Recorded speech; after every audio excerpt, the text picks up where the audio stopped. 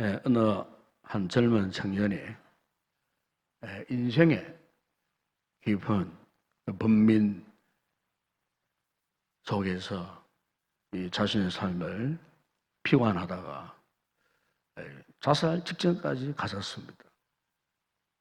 그런데 이 청년이 죽기 전에 자신이 살고 있는 그 동네에 이제 자그마한 교회를 찾아가고 싶었습니다.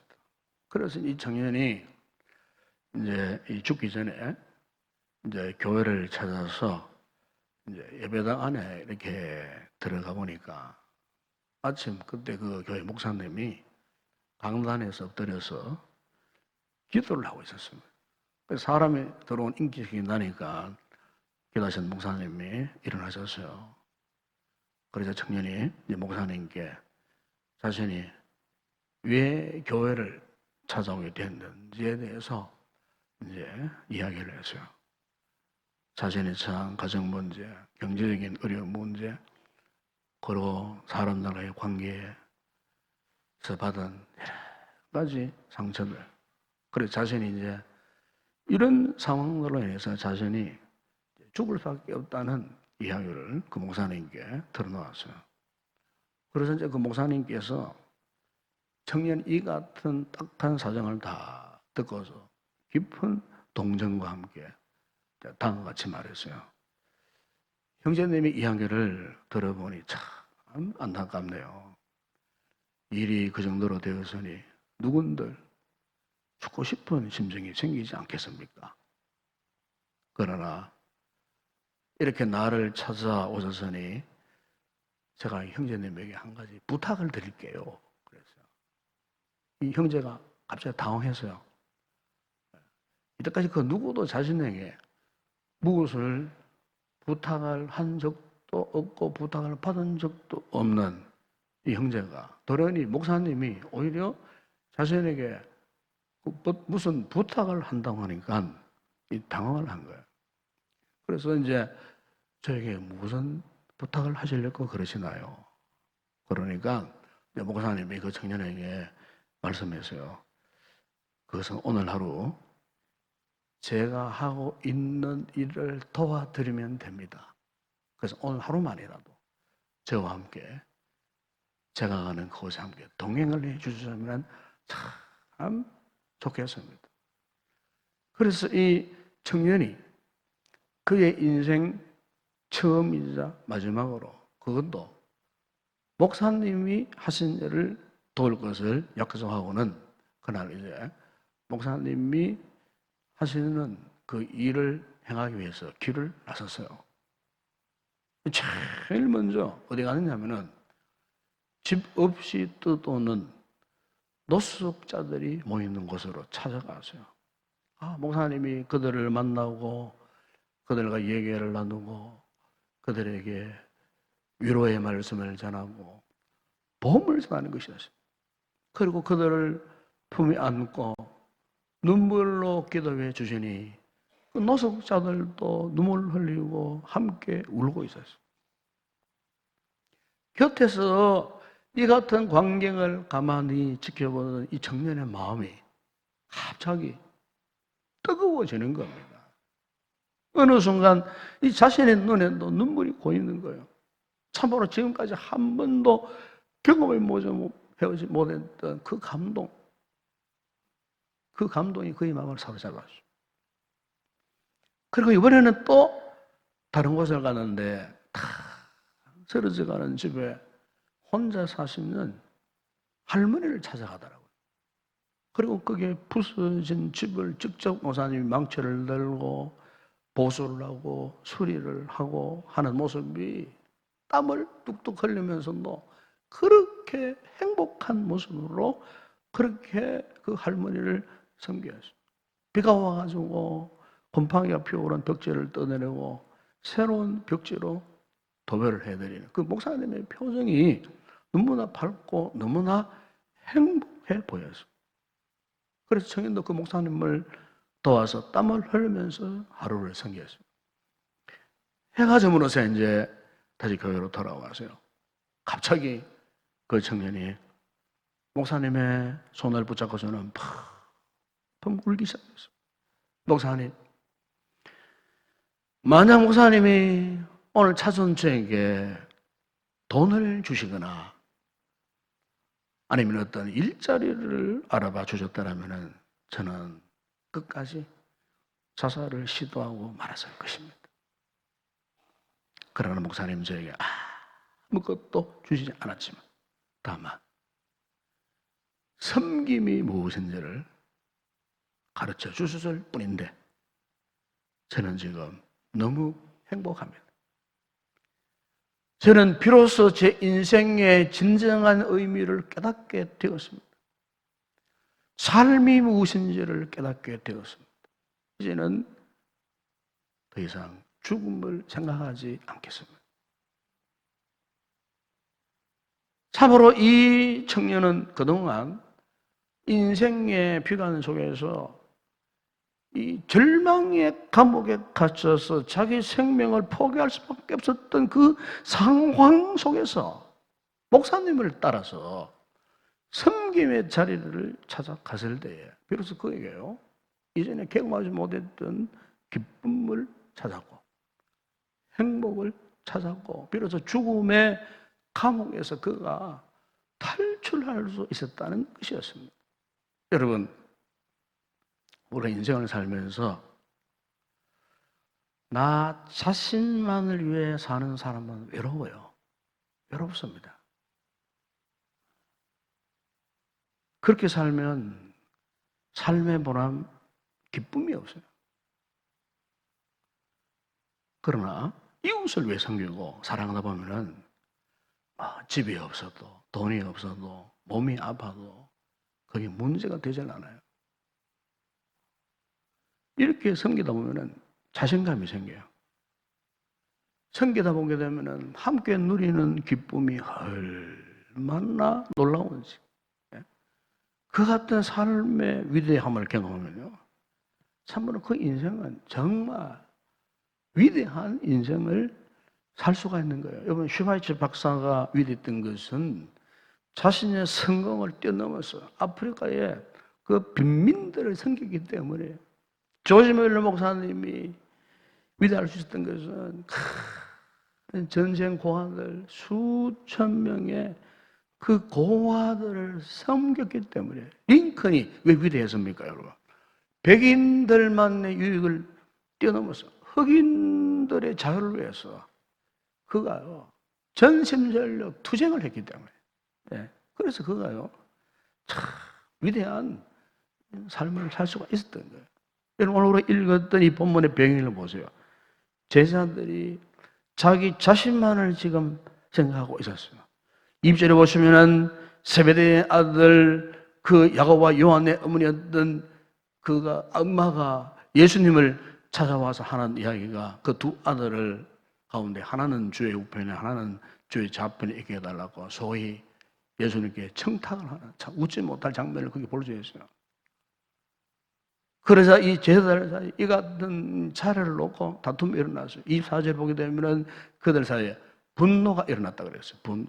참으로 여러분 심각한 이 상황, 이 제자 그룹이 지금 심각한 상황이 지금 처해지기 시작했다는 겁니다. 여러분, 이 사건은 예수님의 이 공생애가 이제 끝나갈 무렵에 일어난 일이에요. 그동안 이 제자들은 예수님을 3년 반 동안 함께 지냈고 예수님 통해서 수많은 또 설교도 듣지 않게 해서요.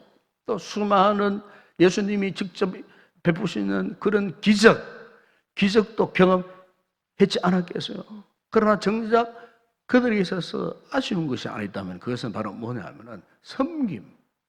이 섬김의 위대함을 아직 그들은 몰랐어요. 오늘 본문과는 상관없지만 누가복음 9장 46절에서도 제자들이 이미 저들끼리 누가 제일 크냐고 망설임 없이 주님께 물으세요. 우리 중에 누가 더 큽니까?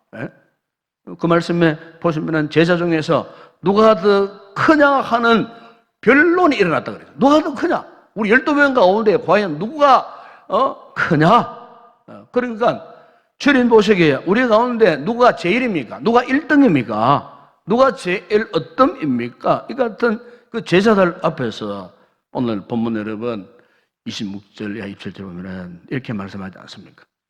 너희 중에는 그렇지 않아야 하려나 너희 중에 누구든지 크고자 하는 자는 너희를 섬기는 자가 되고 너희 중에 누구든지 어떠함이 되고자 하는 자는 너희의 종이 되어야 하리라 그랬어요. 지금 그 당시에 제자들의 생각이나 이 관념이나 처해진 상황에서 이 말씀은 아주 충격적인 이야기예요. 왜냐하면 당시 유대인들은요, 이 로마의 속국으로 살았어요. 다시 말해 그 시대가 로마 제국 시대예요.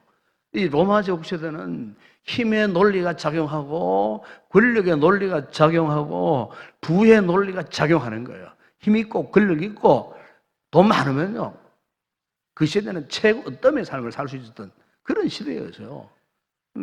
그런 시대에 이 유대인들이 로마의 속국으로 살다 보니까 로마는 크고 어떠이고 자신들의 민족은 약소국이고 형편없고 우리의 존재는 별 가치도 없고 더군다나 그 시대는 이 부자들은요 한 집에 이 노예를 수십 명을 거느리는 그런 시대였어요. 심지어 수백 명의 노예도 거느리던 그런 시대였어요. 노예를 주로 사고 팔던 이 그런 시대에 경제적으로 넉넉하고 세상적으로 지위를 갖춘 그 사람들이 제자들이 볼 때는 제일 어떠이고 제일 크고 이 세상 논리가 그들의 그 관념 속에 자리 잡아갖고 주님을 따라가는 그 제자의 입장에서도 누가 더 큽니까? 누가 1등입니까? 바로 이런 자들에게 오늘 주님이 말씀하신 거예요. 충격적인 말씀을 하시는 거예요. 너희 중에 누구든지 어떠함이 되고자 하는 자는 너희의 종이 되어야 하리라. 네. 종으로 살아야 한다. 종으로. 노예로 살아야 한다. 그 당시 종은 노예를 말하잖아요. 이 노예의 신분은 당시로서는 가장 하위 계층의 사람들. 이들은 참으로 천한 삶을 살았어요. 지금 예수님 제자들에게 그 같은 종으로 사는 것이 종처럼 사는 것이 어떤 위대한 삶이란 말이에요. 가장 위대하다고. 너희들 노예처럼 살아라. 네? 사실 우리가 믿음 생활하면서 누구나 인정하는 것 가운데 하나가 이건 아닙니까? 우리는 주님의 종입니다. 그래서 너무나 기도하면서도 뭐 종이라고 하지 않고 종님이라고 뭐 이렇게 할 정도로 예, 우리는 종이다 하는 이 말을 듣기에 전혀 어색하지 않아요. 그래서 우리가 이 종으로 사는 게 참 큰 사람이라 하는 설교를 수없이 많이 들었어요. 또 그 사실 인정을 또 해요. 그러나 실제로 과연 우리가 종처럼 사는 사람이 얼마나 되는가? 유명한 미국의 워렌 웨스비스 목사님께서 그의 설교 중에 이런 이야기를 했어요. 오늘날 교회 속의 슬픈 현상은 유명한 사람들은 많지만 종들이 너무 적다는 점입니다. 그분이 그 설교 가운데 그렇게 이야기했어요. 누구나 유명한 사람 되기는 좋아합니다. 그러나 이름도 없이 뜻도 없이 아무도 모르는 곳에서 정말 종처럼 사는 자들이 얼마나 있을까? 여러분, 우리 인생이 끝나는 날 우리 모두는요 분명히 하나님 앞에 서게 되어 있습니다. 하나님의 이 거룩한 심판대 앞에 서게 되어 있습니다. 그때 하나님께서 우리에게 무엇을 물으시겠습니까? 우리가 얼마나 잘 섬겼느냐. 그러니까 우리의 삶의 평가가 그때 이루어져요. 로마서 14장 12절에 보면은 이러므로 우리 각 사람이 자기 일을 하나님께 짚고 하리라 그래요. 자기 일. 한평생 살아가면서 내가 믿음 생활했던 그 모든 상황들을 하나님 앞에서 짚고 직접 내가 다른 사람 대신 구해주는 게 아니고 내가 하나님의 면전 앞에서 언젠가는 하나님 앞에 서서 나에게 주시는 시간 어떻게 사용했으며 재정을 어떻게 사용했으며 건강을 어떻게 사용했으며 은사를 어떻게 사용했으며 네가 정말로 구원의 은혜를 받은 자로서 합당한 삶을 살았나? 스스로가 우리 스스로가 주님 앞에서 짓고 마치 주님의 달란트 비유처럼 주님 주인 앞에서 5달란트, 2달란트, 1달란트 받은 그 종들이 주인이 왔을 때에 어떻게 했어요? 결산했어요. 그들의 섬김에 대해서 주인이 다 판정을 내렸어요. 상급을 받을 자에게 상급을 주고 책망을 받을 책망을 더했고 여러분 우리 또한 오늘 우리가 이것을 잊어버리고 지금까지 살아왔지만은 그러나 지금까지 우리의 모든 삶의 행적에 대해서 섬김에 대해서 반드시 그렇습니다. 여러분 하나님께 직접 보고하는 그날이 있다는 거예요. 바로 그때 하나님 저는 제 인생 살기에만 급급했습니다. 돈 벌기에만 급급했습니다. 내 사업 확장하기에만 급급했습니다. 먹고 사는 일만 급급했습니다. 저는 제 인생 목표가 있어서 다른 사람 돌볼 틈이 전혀 없었습니다. 하나님 저는 나중에 성공하면 그 이후에 그 일을 다 이룬 다음에 내가 선한 일을 많이 하려고 했는데 이렇게 빨리 죽을 줄 몰랐습니다.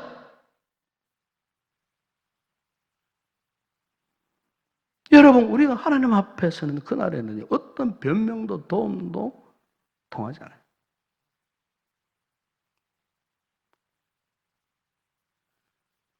우리가 인생을 얼마나 오래 살았느냐가 중요하지 않아요. 중요한 것은요, 얼마나 섬기며 살았느냐. 내가 얼마나 많은 것을 가지고 살았는가, 이거보다도 내가 어떻게 살았는가, 내가 어떤 모습으로 살았는가, 이게 더 중요한 거예요. 여러분, 왜 우리가 이 세상에 태어났겠습니까? 무서운 질문이지만 여러분 하나님께서 왜 우리를 예수님을 믿게 하셨고 구원받은 이 놀라운 인생이 되게 하셨겠습니까? 사도 바울이 로마서 에베소서 2장 10절에 이렇게 답을 주셨어요. 우리는 그가 만드신 바라 그리스도 예수 안에서 선한 일을 위하여 지으심을 받은 자니 이 일은 하나님이 전에 예비하사 우리로 그 가운데 행하게 하려 하십니다. 여러분, 선한 일이 무엇이겠습니까? 섬기는 일입니다. 여러분. 전도도 섬기는 일입니다. 여러분, 불쌍한 영혼들을 섬기는 일이에요. 우리는 우리 자신을 바라보면서 낙심하거나 절망하라고 태어난 존재가 아니에요. 우리가 아무리 참 불행한 상황에 처해졌다 할지라도 그래도 그나마 내가 가지고 있는 건강이나 은사나 재능이나 지극히 작은 물질이지만 그것을 가지고 어쨌든 우리의 남은 생애 동안 선한 일을 하도록 하나님 우리를 이 땅에 지금도 우리의 생명을 보존해 주시고 계시는 줄로 믿습니다. 이걸 믿으셔야 돼요. 그렇죠. 유명한 여러분 D.L. 무디 목사님이 이런 말을 하세요. 사람의 위대함은 그가 얼마나 많은 종을 데리고 있느냐가 아니라 오히려 그가 얼마나 많은 사람들을 섬기는가에 따라 판가름 난다.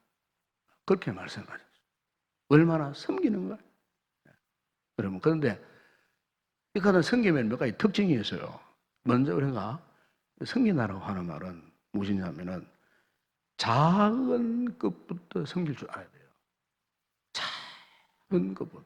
요한복음 13장에 보시면 제자들이 누가 더 크냐 하면 막 분노하고 옥신각신하면서 서로 불편해져 있던 그 분위기 속에서 주님이 갑자기 대야에 물을 뜨고 수건을 허리에 들고 갑자기 제자들이 발을 씻기셨어요.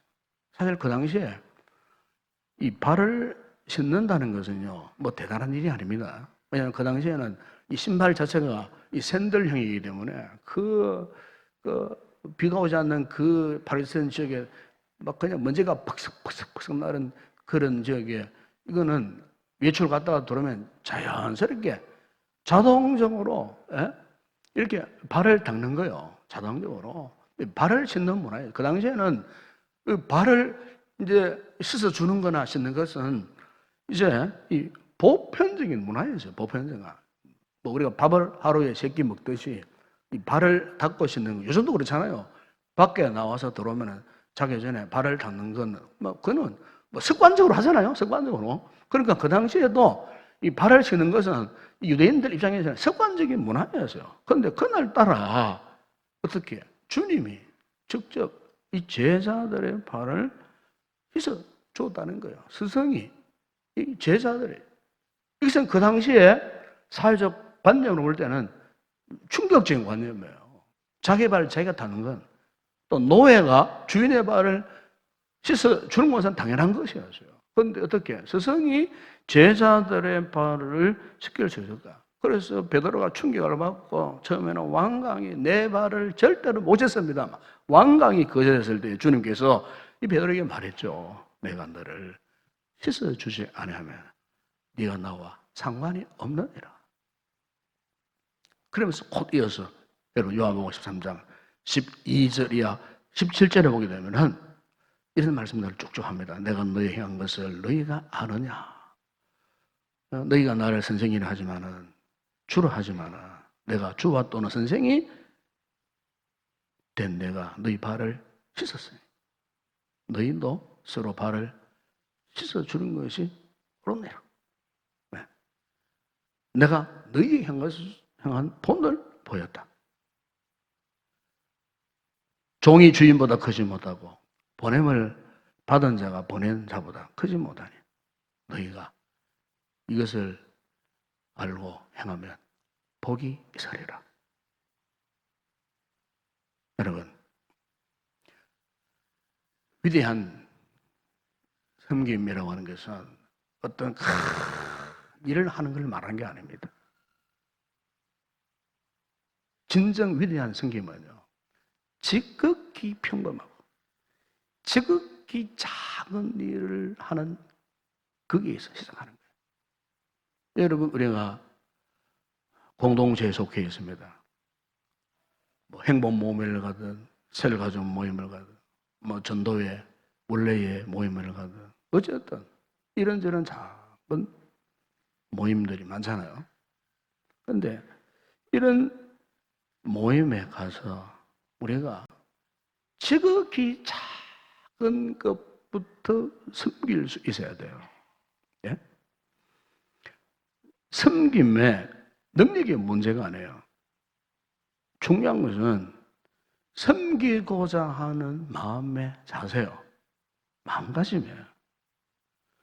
섬기고자 하는 마음을 갖고 있어 보세요. 그러면요, 수많은 섬김들이 눈에 들어옵니다. 예. 아예 섬김을 포기하고 자기 자신의 자존심을 생각하고 고집을 향해서 문을 딱 닫아놓고 나는 섬김에 별로 관심이 없어. 그러면 섬김이 눈에 안 들어옵니다. 여러분. 섬기고자 하는 마음의 준비, 마음을 갖추고 내가 무엇이든 섬기리라. 마음을 확 제대로 보세요. 그러면요, 수많은 섬김들이 많아서 우리 인동교회 안에 여러분 눈을 활짝 열어보면요, 수많은 하늘을 봐도 섬겨야 되고 땅을 봐도 섬겨야 되고 예배당 구석구석을 봐도 여러분 보이지 않습니까? 예? 세일 가서 모임 행복히 가보세요. 지체들을 만나보세요. 여러분, 내가 무엇을 섬겨야 할지 섬김의 모습, 섬김의 어떤 그런 그림들이 그려지지 않습니까? 예? 그동안 왜 우리가 제대로 섬기지 못했을까요? 섬김의 마음이 없는 거예요. 아예 마음 밖에 있는 거예요. 이게 문제예요, 이게. 섬기고자 하는 마음이 지금 전혀 없는 거예요. 마음만 있으면은 주님께서 하셨던 그 같은 섬김을 우리 또한 능히 할 수가 있는 거예요. 예? 특히 작은 것부터 하세요. 큰 거 생각하지 마세요. 자기 이름 뭐 내렸고 뭐 큰 것 영광 그거 생각하지 마세요. 근데 발밑에 가장 작은 것, 예? 가장 작은 것 예배당 오르내리다가 휴지 조각이 하나 떨어져 그것을 내가 먼저 주워가지고 쓰레기통에 집어넣을 수는 바로 그런 걸 말하는 거예요. 그런 섬김. 예? 그런 섬김을 할 줄 아예 나중에 큰 섬김도 할 수가 있는 거예요. 여러분. 미국에 어떤 두 성원이 어느 교회를 찾아가서요. 예배를 드리고 싶었어요. 그런데 그날따라 그 교회에 부흥회를 했어요. 많은 사람들이 오니까 앉을 자리가 없는 거예요.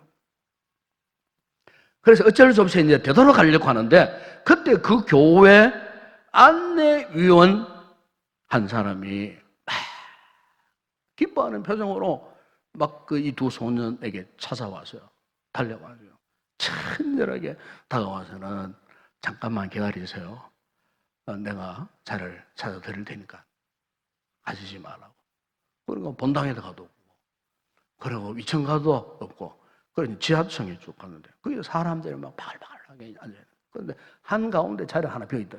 두 소년들 자리 비어있더랍니다. 한가운데. 그래가지고 다시 땀을 흘리고 올라와가지고 이 두 어린 이 소년들을 그 자리에 직접 데려와가지고 앉혀놓고 그래, 은혜 많이 받아라고 예배 잘 드리라고 하고는 돌아왔어요.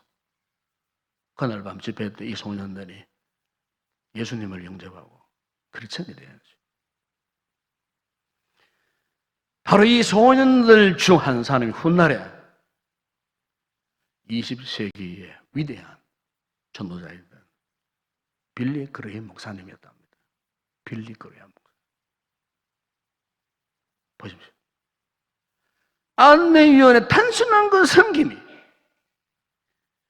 지극히 작은 그 섬김이 20세기 수억 명의 사람들을 주님께로 인도하는 위대한 대전도자를요. 그 섬김을 통해서 배출한 거예요. 참, 여러분, 하나님의 역사는 우리가 알 수 없어요. 짐작할 수가 없어요. 그래서 주님께서 마태복음 25장 40절에서 이런 말씀을 했어요. 내가 진실로 너희에게 이르노니 너희가 여기 내 형제 중에 지극히 작은 자 하나에게 한 것이 곧 내게 한 것이니라. 그렇습니다, 여러분. 주님께서 보실 때는 하찮은 섬김. 그래서 오늘 많은 사람들이 이 작은 섬김의 기회를 생각지 않고 포기해버리고 놓쳐버린 거예요. 여러분, 작은 섬김의 기회를 놓쳐버리면요, 큰 섬김으로 절대로 연결되지 않습니다. 여러분, 오늘부터 우리 성도들이 지극히 작은 섬김부터 시작할 수 있기를 주의 이름으로 축원합니다. 남이 알아주든 알아주지 않든 미미한 작은 것부터 섬기세요. 그리고 성김의 특징 또 하나는 뭐냐면 우리 섬길 때 낮은 마음을 갖는 겁니다. 낮은 마음. 그러니까 오늘 주님 말씀하셨던 종의 마음같이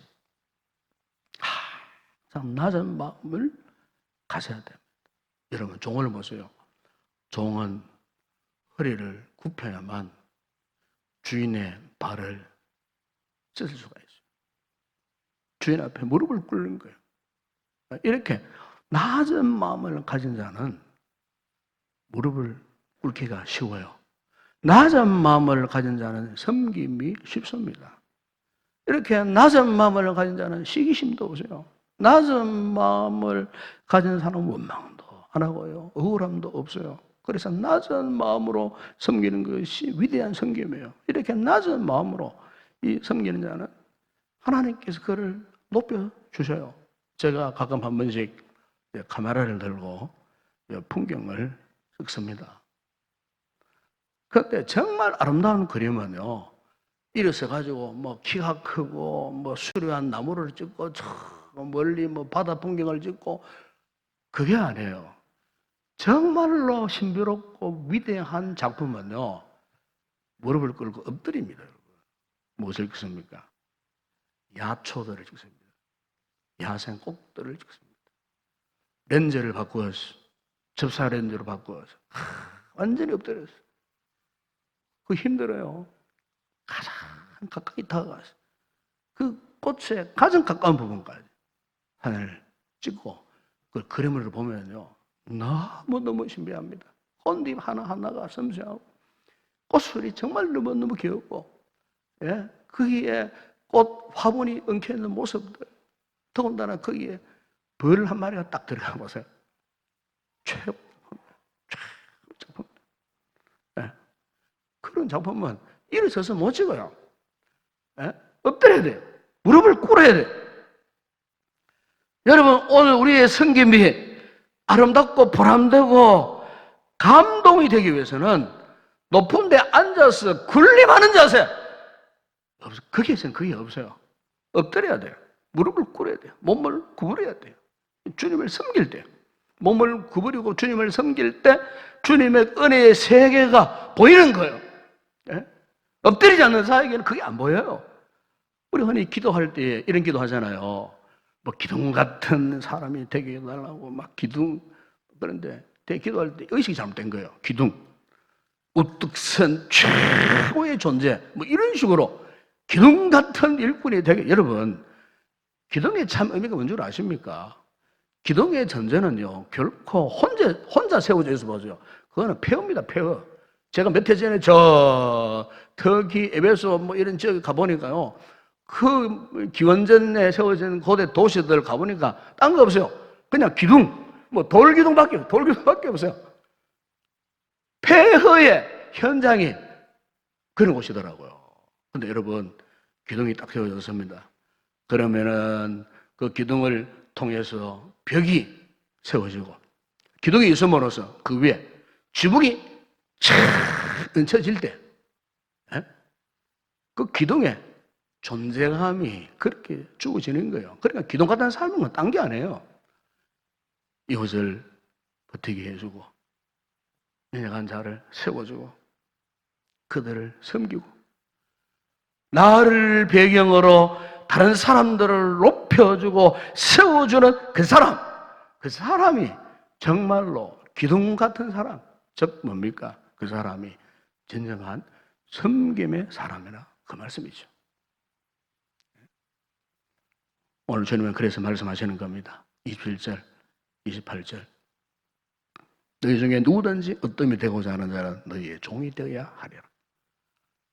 인자가 온 것은 섬김을 받으려 함이 아니라 도리어 섬기려 하고 자기 목숨을 많은 사람의 대속물로 주려 함이니라. 오늘 우리에게 호흡이 붙어있는 한 번밖에 살지 못한 이 짧은 인생 동안 오늘 우리 해야 할 일은 뭐겠습니까? 섬김입니다. 섬김. 그래서 우리의 삶의 모든 이 주변 상황은 섬기라고 주신 하나님의 기회임을 꼭 믿으시기 바랍니다. 위대한 섬김을 위해서 종의 마음으로 지극히 작은 것부터 섬기십시오. 그리고 낮은 마음으로 허리를 구부리고 기쁨으로 섬기시기를 바랍니다. 그리하면 너희가 이것을 알고 행하면 복이 있으리라. 기도하겠습니다.